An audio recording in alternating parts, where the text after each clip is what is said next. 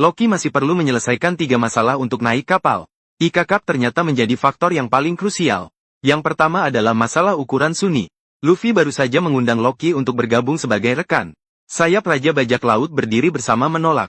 Sanji mengatakan pasokan makanan akan menjadi masalah besar. Loki butuh lebih banyak makanan dibandingkan Luffy. Tidak ada jaminan akan ada cukup makanan selama pelayaran. Zoro mengatakan bahwa tubuh Loki terlalu besar. Sunny tidak mungkin memuat rekan yang sebesar itu. Di Elbaf ada sebuah buah yang bisa menyelesaikan masalah, yaitu buah Yuyuyu yang dimakan oleh burung hantu di perpustakaan, yang dapat mengubah ukuran Sunny agar sesuai dengan tubuh Loki. Dan setelah Loki naik kapal, dia bisa menjadi pengamat. Ini juga merupakan posisi yang hilang di dalam kelompok topi jerami. Juga bisa membuat Loki memakan buah mini tipe Paramecia.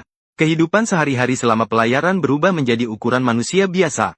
Saat bertempur, dia bisa kembali ke bentuk raksasa purba. Sedikit pun tidak akan mempengaruhi kekuatan bertarung Loki. Juga telah menyelesaikan masalah ukuran kapal Sunny yang tidak cukup. Yang kedua adalah perseteruan antara Loki dan Garp.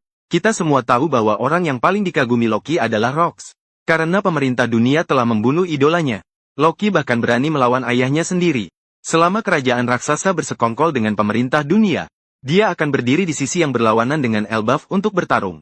Dalam pertempuran Lembah Tuhan 38 tahun yang lalu, Garp dan Roger bekerja sama untuk mengalahkan Rox. Loki pasti akan menganggap mereka berdua sebagai musuh.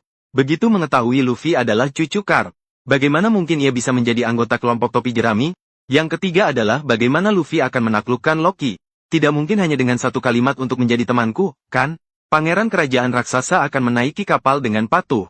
Luffy harus menunjukkan kekuatan yang membuat Loki tunduk. Jabba sebelumnya telah menyatakan dengan jelas. Shanks yang turun tangan sendiri baru bisa mengalahkan Loki. Kekuatan Luffy saat ini masih belum cukup untuk mengatasi Loki. Bahkan dalam pertarungan berikutnya melawan Knight of God, kemampuan Luffy dalam menggunakan Haki Raja dapat meningkat sedikit. Itu juga belum tentu cukup untuk mengalahkan Loki. Untungnya, Luffy telah membangkitkan Dewa Matahari Nika. Itu adalah buah iblis yang diwariskan oleh generasi Elbaf. Selain itu, tubuh karet memiliki kekebalan terhadap petir. Itu juga bisa sangat baik untuk mengatasi serangan petir yang dipanggil Loki. Hanya dengan membuat Pangeran Loki dari Elbaf tunduk, Luffy baru mungkin mendapatkan teman dari ras raksasa ini.